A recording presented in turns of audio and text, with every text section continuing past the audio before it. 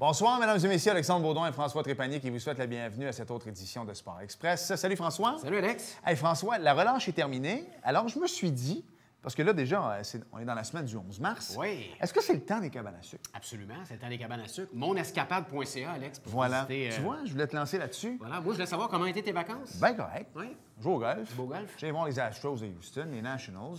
T'es allé manger aux Tropical Lakers. C'est bien. Tu as rencontré Robert Kraft. Qui? Robert Kraft. C'est sûr que c'est arrivé en Floride en plus. Pour ça, je te dis ça. Non, exact. L'histoire des... Ah là là, c'est n'importe quoi. Tu as 76 ans, tu vaux 8, 9, 10 millions. Tu as vu sa conjointe. Non, je ne l'ai pas vu. Parce que madame est décédée il y a quelques années, lui. Oui, mais il y a une conjointe. Oui? Moi, je serais peut-être pas allé voir ailleurs. Non? Non. Une autre belle femme dans la fleur de l'âge qui était là avec Robert pour l'homme qu'il était et non pas son compte en banque. Et voilà. J'aime ça. Ah, j'aime ça. Alors, François, belle émission cette semaine. En parlant de s'envoyer en l'air, on parle de Montgolfière. Oui, avec Martin Hansworth de Montréal-Montgolfière, émission complète. Ça va être très excitant. Voilà. Restez là. Martin Hansworth pendant 25 minutes.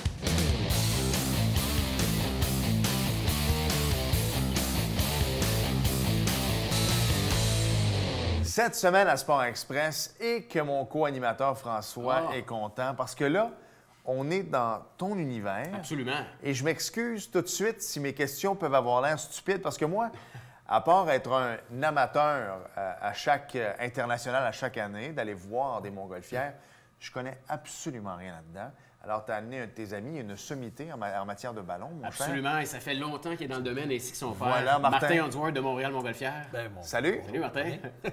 Écoute, moi d'abord, je veux savoir, parce que je t'avais déjà posé la question à toi, mais toi, c'est de famille, de ce que j'ai compris, mais ta passion pour le ballon, ça a débuté quand, ça? Ah, ça, c'est une question qui est assez dure à répondre. Les gens me demandent, la passion a commencé où? Bien, en fait, j'ai grandi dans ce domaine-là. Fait que ça fait partie de ma vie, en fait. Puis, j'ai essayé d'imaginer vivre autrement, puis finalement, pourquoi pas? Hein? Comment l'expliquer? Il faudrait venir faire un tour pour comprendre la magie qu'il y a autour d'un vol, puis pourquoi aller travailler de 9 à 5 dans une usine. Exact. Parce que c'est pas comme si on est élevé, par exemple, tu sais, comme moi, mon père des stations de sang, je voulais rien savoir de ça. Toi, à la limite, non, mais ce que je veux dire, c'est que c'est une passion. Fait que toi, en grandissant, les ballons, y a-tu déjà un moment donné que tu t'es dit, hey, moi, là, je suis tanné, là? Ben, en faisant mon cours, j'avais en fait 3 bons instructeurs. Il y avait mon père, il y avait Lucien, puis il y avait Michel Oza. 3 bonnes techniques, mais 3 techniques différentes, puis chacun voulait faire sa technique. Puis à un moment donné, excusez-moi, j'ai dit « Wow, ça va faire. Ça m'en prend juste une. » Finalement, on a choisi Lucien, parce qu'en fait, papa et fiston dans le même ballon, c'est comme... pas, hein? Non, ça n'aurait pas marché, évidemment. C'est pas mauvais envers mon père, c'est juste que papa et fiston, apprendre à conduire, ça marche pas. Avec Lucien, c'était super. Ton père, Denis Hansworth, Martin, est un pilote depuis, écoute, je sais pas combien d'années, peut-être 30 ans qu'il est pilote. Denis était là depuis le début du festival. En tant que pionnier dans le monde du ballon, Denis, d'avoir un modèle comme ça pour toi qui fait ça maintenant, parce que je tiens à le dire, Martin fait ça dans la vie, c'est son métier de pilote de ballon. J'imagine que ton père, c'est un idole pour toi? Ben oui, mais évidemment, c'est sûr. J'ai tout appris de mon père. Mon père a fait de la compétition. Puis moi, en fait, je suis allé côté commercial. Puis finalement, on a pris 2 routes différentes, mais le côté à mon père m'a servi partout pour ce que j'ai fait par après, en fait. Je te vois venir, toi, sa compétition, là. Non, mais c'est ça, parce que, hors d'onde, encore une fois, bon, ton père, champion canadien, toi-même, écoute, tu peux être champion canadien de montgolfière. Comment? Là, expliquez-moi ça, les boys. Parce qu'encore là, moi, je vais à l'international, un petit jeudi d'été. Tu t'amuses avec ta voir famille. des ballons, des nuits magiques s'ils vendent pas trop, Ouais. un show de spectacle. Comment tu fais pour être champion canadien? Ben, tu es autour des ballons un peu l'été aussi. Tu as vu un peu comment que ça fonctionnait. On n'a pas de gouvernail. C'est comme embarquer avec un chauffeur d'autobus, pas de break, pas de volant. Exact. Donc, comment qu'on arrive à destination ou en fait, côté compétition, comment on arrive à passer au-dessus de notre marque, de notre cible? Ben, en fait, on a une coordonnée. Au départ, la compétition nous donne une coordonnée. Puis en calculant les vents de différentes hauteurs, différentes altitudes, on va déterminer un point de décollage. Puis une fois en vol, évidemment, de déterminer le point de décollage, c'est le plus important. Puis une fois en vol, on peut réajuster en changeant d'altitude en haut, en bas, en se dirigeant de plus en plus vers notre cible. Et puis, une fois au-dessus de la cible, on a un marqueur qu'on va lancer sur la cible. Et puis, le plus proche du centre a 1000 points. Puis après ça, 800, ça descend, puis ça descend, selon la distance que tu as lancé ta marque. Dans le fond aussi, ce qu'ils peuvent faire, Alex, c'est, par exemple, pendant l'International de Montgolfière, tu connais le site, on va mettre un gros X au sol et on va dire au pilote, corrige-moi si je me trompe, Martin, OK, vous pouvez partir, vous allez décoller de où vous voulez dans un rayon de 10 km. Et l'important, c'est de voler, survoler, trouver tes vents pour venir lancer une cible vraiment sur le site de l'International. Ouais. Là, je comprends. Oui, en fait, c'est ça. En fait, puis tu passes 10 pieds à côté, bien, tu passes 10 pieds à côté. Il Ouais. n'y a pas moyen de dire, on tire sur une corde, puis on va tricher. Non, non. Tu suis le vent. Puis on a fait une compétition. L'avais-tu fait cet été à l'International? On a fait une compétition amicale. Les pilotes ont fait ça.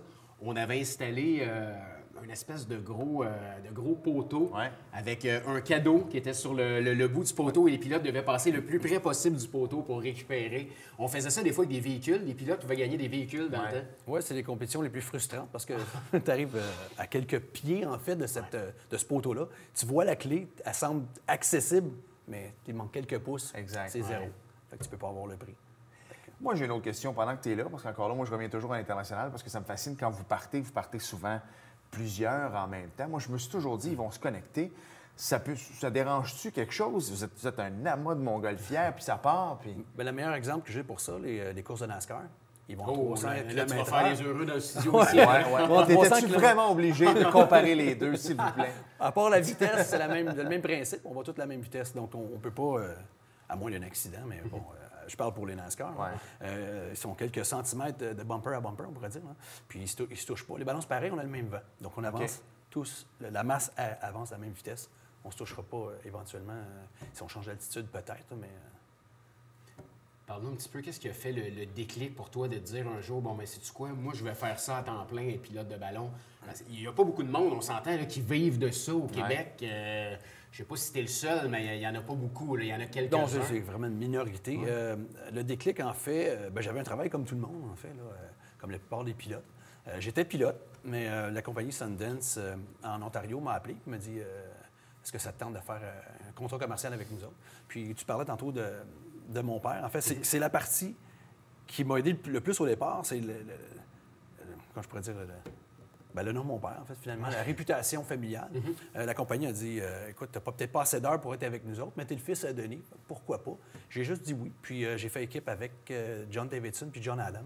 Les deux pilotes avaient 2000 heures et 4000 heures de vol, ce qui est quasiment impossible à avoir. Là.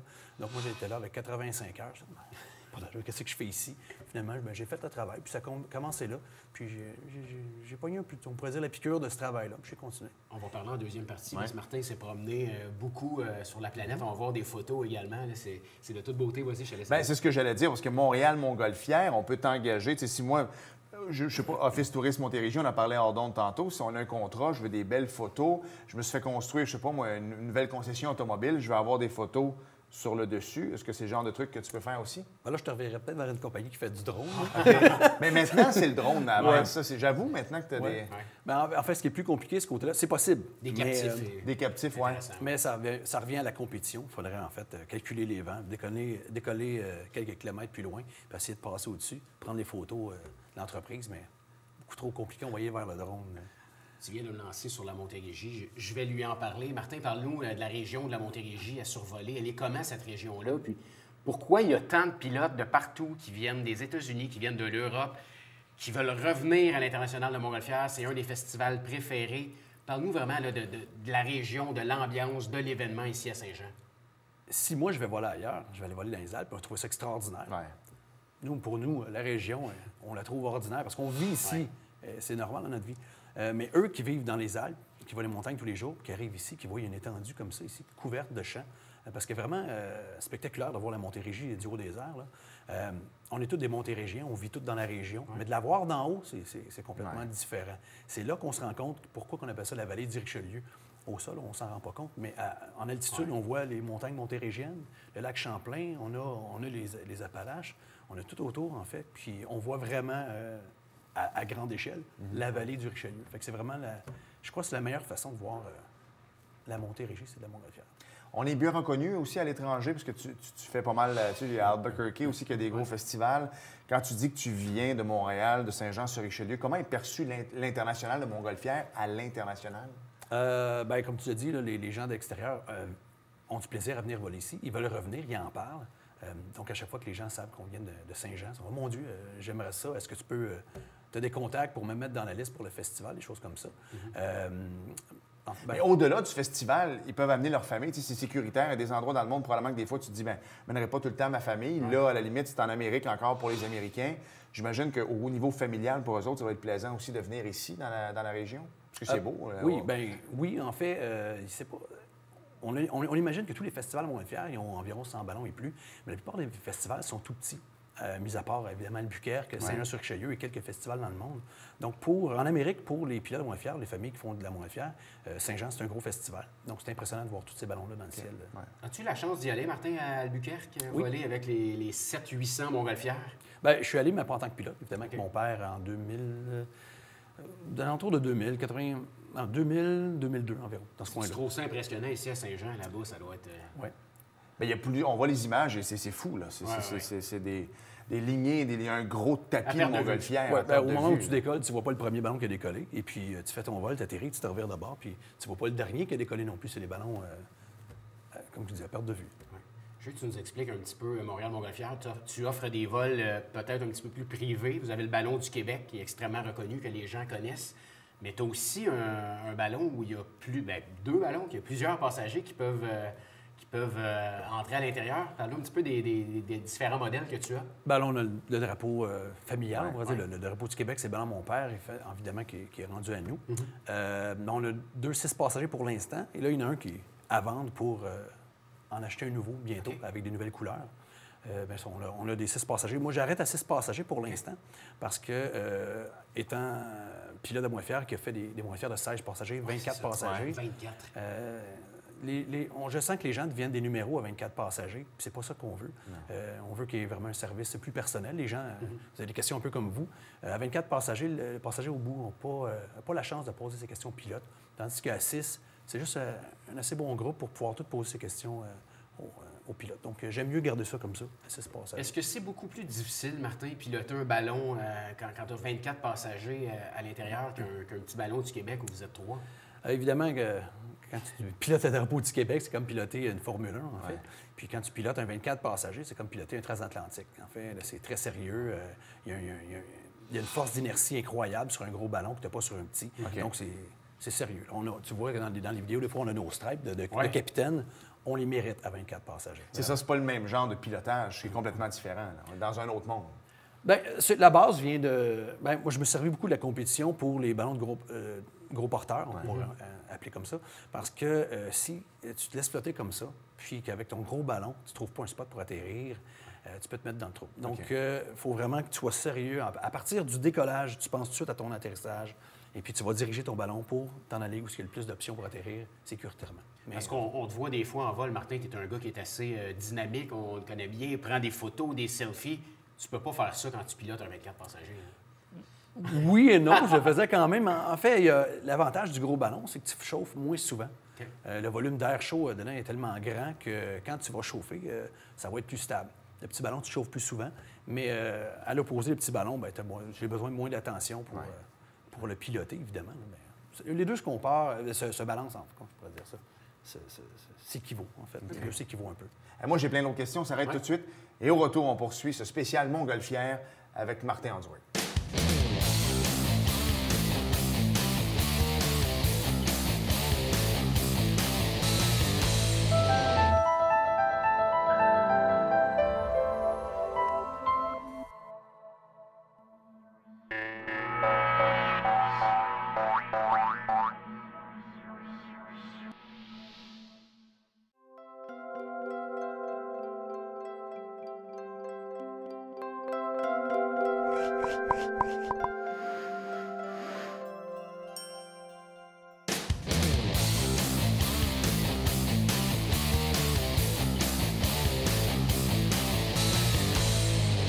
Nous sommes de retour à Sport Express. Et là, tu es arrivé avec ça hors d'onde. Moi, c'est mon rêve de faire un safari en Afrique. Et là, on voit les images présentement. Je t'ai toujours dit qu'un jour, avant de mourir, je vais aller à Kruger en Afrique, dans le parc national. Il t'a eu cette idée-là. Puis en même temps, tu as bien beau tomber dans un champ ici à Saint-Athanas, puis c'est pas si pire que ça. Mais en Afrique, tu peux tomber à côté d'un éléphant, d'un lion, peu importe. Explique-moi ça, ça devait être extraordinaire. Bien, l'avantage qu'on a, c'est que le ballon est environ 10 étages de haut et un peu plus. Quand on atterrit, les animaux se poussent. Mais c'est très sécuritaire, faites-en pas. J'atterris environ, si je calcule vite, environ une 50aine de mètres des lions. Et puis, on se sent en sécurité quand même. Ah oui? Oh, oui. Mais il doit se demander, lui, c'est quoi ça, là? Bien, il ne voit pas comme de la bouffe, en fait. Il voit pas comme on ne fait pas partie de leur chaîne alimentaire, on pourrait dire. Évidemment, si je me mets à marcher tout seul au milieu de la savane, peut-être que je vais en faire partie, là, mais pour l'instant, dans les véhicules, dans la Montgolfière, on se sent en sécurité. Comment c'est arrivé, Martin, d'aller vivre cette expérience-là? Parce que tu es allé plus d'une fois. Oui, je suis allé pendant 3 saisons. On va revenir encore à la base. C'est la réputation, en fait, familiale qui fait que les pilotes ont entendu parler de moi, puis ils m'ont approché, ils m'ont demandé. Ça s'est fait au téléphone, en fait.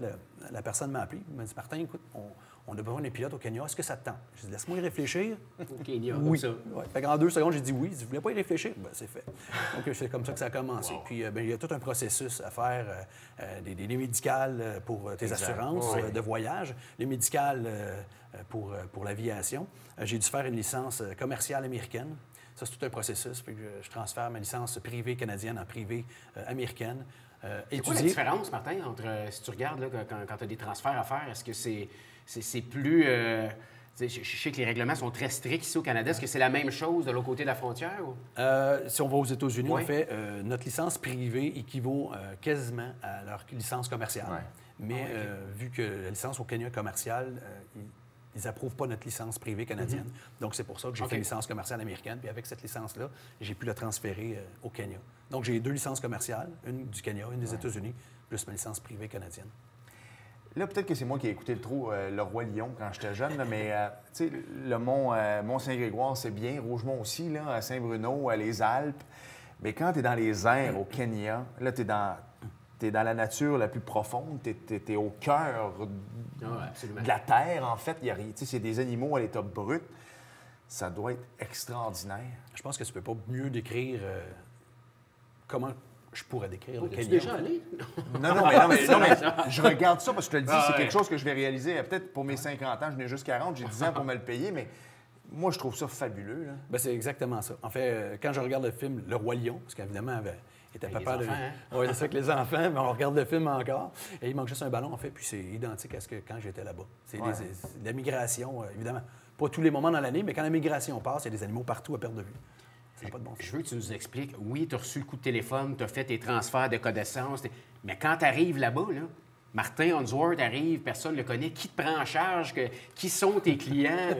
Pas mal. Bien, en fait, la compagnie te prend en charge, mais tu te sens pas mal seul quand tu arrives là-bas. Je suis arrivé là-bas, débarqué de l'avion, je suis oh my God, je suis présentement dans le canal Discovery. Si je peux me permettre. Non, mais c'est dépaysement total. Exact, complètement. Dépaysement total. Je veux juste, peut-être une petite anecdote, quand je me promenais avec mon chauffeur, j'avais un chauffeur privé là-bas, évidemment, je ne vais pas le laisser conduire. Puis je voyais ces espèces de grands oiseaux-là sur les arbres, qui s'appellent les marabou storks, qui ont une envergure d'aile de 12 pieds. Et puis je crois qu'ils en ont répertorié un à 13 pieds. C'est immense comme elle. C'est vrai que c'est sur les arbres comme ça. Puis évidemment, on a tous vu Jurassic Park, quand les oiseaux, les ptérodactyles viennent ramasser les enfants. J'imaginais justement les enfants qui jouaient dans le parc se faire ramasser par ces oiseaux-là. Écoute, l'imaginaire embarque quand tu es à l'étranger comme ça. Dépaysement total. On est ailleurs. Moi, j'ai jamais fait de safari, mais je suis déjà allé dans des pays comme ça. Écoute, c'est... D'abord, l'Afrique, c'est pas ce qu'on pense. Quand tu arrives à l'aéroport, quand tu arrives, tu dis « OK, finalement, il y a un centre-ville ici ». C'est plutôt quand tu prends dans ton chauffeur puis que tu t'en vas à des kilomètres plus loin. Là, on est ailleurs. C'est à la limite, nous, de Montréal, tu fais 400 km, tu arrives au Saguenay, mais là, c'est complètement... Puis souvent, les gens sont dans une autre mentalité. C'est pas grave. Les autres, là-bas, ils ne mourront pas d'une crise cardiaque. Le rythme du temps, si tu n'as pas un papier, on va aller le chercher, il arrivera dans 2 jours. Tu es sur un autre continent complètement. Puis toi, ta clientèle, les gens sont en vacances, j'imagine, là-bas. Là. Que des touristes. À chaque soir, les nacelles étaient vides. Puis on se demandait si on avait des passagers le lendemain. Et puis, en dedans de quelques heures, les 7 ballons étaient pleins. On se rappelle que les ballons, c'est les 16 passagers en Afrique. Okay. Donc, on passait de 0 passager à 7 ballons pleins. Donc, c'est des touristes qui viennent comme ça, puis ils se disent, on a vu les ballons ce matin, on veut faire un tour. Donc, le soir, ils appellent, puis ils volent le lendemain matin. peut-être sujet tabou, là, mais toi, tu gagnes ta vie avec ça maintenant, mais disons qu'à la base, vous êtes ton père, toi aussi, vous n'aviez pas choisi le hobby le moins cher, on va se le dire. Combien ça coûte un ballon? C'est ça, mais combien ça coûte un ballon? Combien ça coûte de l'heure? Tu t'en vas en Afrique. C'est sûr que si tu es un touriste en Afrique, généralement, tu as les moyens de faire le chèque, là, on s'entend là-dessus. Mais ça marche comment, ça? Au départ, mon père, quand il a voulu faire ce sport-là, il n'avait aucune idée du prix, évidemment. Ça coûtait beaucoup moins cher à l'époque, mais tout a triplé, on pourrait dire, dans le prix. Les assurances, le propane, la montgolfière elle-même. C'est pour ça qu'on fait des passagers, en fait. C'est pour amortir les dépenses du vol. C'est quasiment impossible de pouvoir se payer une montgolfière sans pouvoir amortir ses dépenses. Et puis le prix, je vous donne un exemple. Le ballon de mon père, Drapeau du Québec, coûte environ 500 $ de l'heure à voler. On calcule l'usure et tout ça ensemble. Donc, imaginez qu'on peut faire juste 2 passagers avec ce ballon-là. Vous faites un vol avec 2 passagers. Ça coûte de l'argent, en fait. Ça coûte de l'argent, mais tu amortis un peu les dépenses de ton sport. Il ne faut pas t'oublier, Alex, tu as ton véhicule qui te suit comme véhicule de poursuite. Tu as l'essence dans le véhicule. Oui, non, c'est une passion qui coûte relativement cher. Ouais.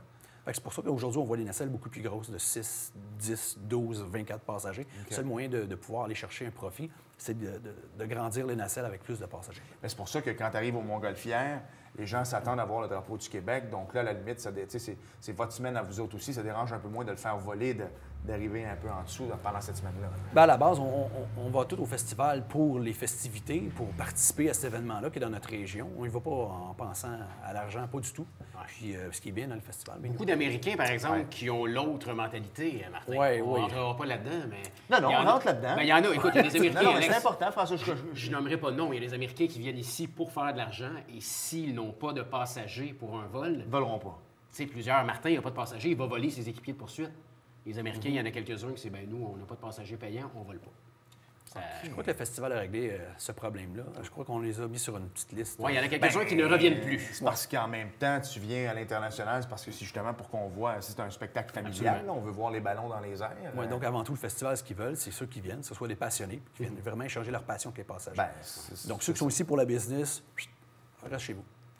Tantôt, on en a parlé, moi, avec mes histoires de Kodak, mais parle-nous un peu de Montréal-Montgolfière. Je veux qu'on en parle un petit peu plus. Les gens qui veulent faire affaire à tes services, c'est quoi que ça mange on a tout un hiver? Qu'est-ce que ça mange en hiver? En hiver, en fait, c'est simple. Avec Internet, ce qui est bien maintenant, c'est que les gens cherchent faire la Montgolfière, vont faire les recherches. Allez voir notre site web, allez voir notre Facebook. Et puis, si vous avez des questions, vous voulez demander. Et puis, si vous voulez faire un tour, c'est la même chose. Vous nous joignez avec... C'est important de le dire. On peut voler en hiver en Montgolfière. Oui. Explique-nous donc la différence entre un vol hiver, oui, il y a la température, mais on peut voler beaucoup plus longtemps en hiver qu'en été, Martin. La préparation, environ au double pour un vol d'hiver, parce qu'en fait, il faut pressuriser nos réservoirs. La météo est beaucoup plus capricieuse d'hiver. De tout gérer ça, en fait, on s'en va voler, il fait moins 15 des fois. C'est pas comme sortir de la maison, ramasser la remorque, puis on part à l'été quand il y a une température. Il y a des manteaux à avoir, il faut s'assurer que les passagers soient confortables. Moi j'emmène des thermos de chocolat chaud ou de café à mes passagers. On s'assure qu'ils soient bien habillés. Il y a beaucoup de précautions à prendre l'hiver, mais tu as vu les images de semaine passée. De toute beauté. On peut voir présentement. Mais est-ce qu'un vol, encore là, c'est une question bien idiote. Mais... il n'y a pas de question idiote dans ce Non, OK, parfait, merci, j'aime ça. Tu sais, pas les avions de ligne, parce qu'on vole à 30 000 pieds, fait qu'il fait toujours froid. On s'entend là-dessus, même en été. Mais un Cessna, des fois, va te dire, les vols d'hiver sont plus stables un peu qu'en été, avec les vents et tout ça. Est-ce que c'est la même chose en ballon? Est-ce qu'on sent moins de turbulence en hiver? C'est la même chose. C'est pour ça que tu vas voir de Montgolfière en plein milieu de la journée, l'hiver, comme je fais mes vols généralement en fait, au milieu de journée, parce que c'est là qu'on a la plus belle lumière. Et puis la lumière est réfléchie par le sol aussi. Donc c'est pour ça qu'on a choisi les milieux de journée. Pour revenir à ta question, l'air est plus dense l'hiver. L'air froid est plus dense et plus lourd. Donc les avions ont une meilleure portance sur l'air. La Montgolfière, c'est la même chose. On va chauffer moins l'hiver. Et puis ça va coûter moins cher de propane pour le même vol.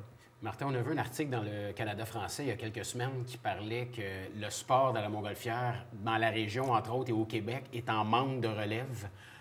On en voit des jeunes pilotes qui poussent un peu, qui commencent à prendre leur place.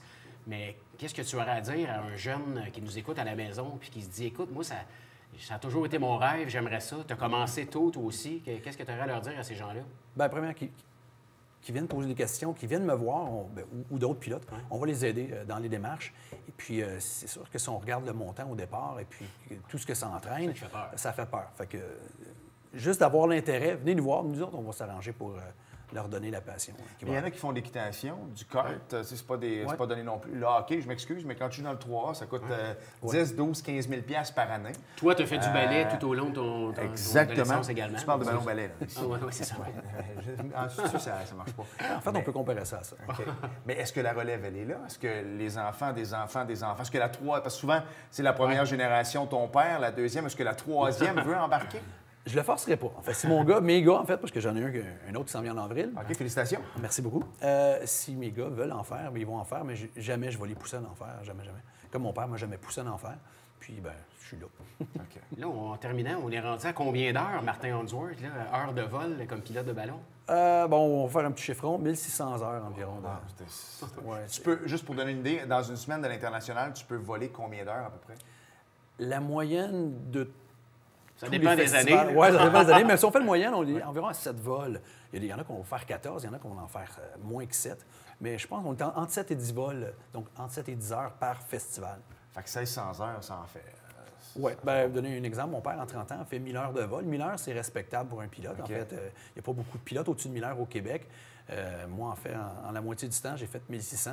Mais là, ton père ne gagnait pas sa vie avec ça. Toi, c'est le cas maintenant. C'est sûr que c'est Moi, c'était mon travail à temps plein. Je suis parti à travers le monde, à des endroits où il vole à 100 du temps. Ici, on en cancelle 50 Dame Nature, des fois, est un peu CHIANTE. Puis nous, en temps, il a l'air à faire beau, mais les vents en haut, ça ne marche pas, fait qu'on ne peut pas plus voler. Bien, merci d'être venu nous parler de ta passion. Moi, vous allez vous voir en vol, vous autres? Oui, moi, j'ai jamais fait ça de ma vie. On se reprend cet été, peut-être, probablement. Merci beaucoup, Martin. Merci, Marc.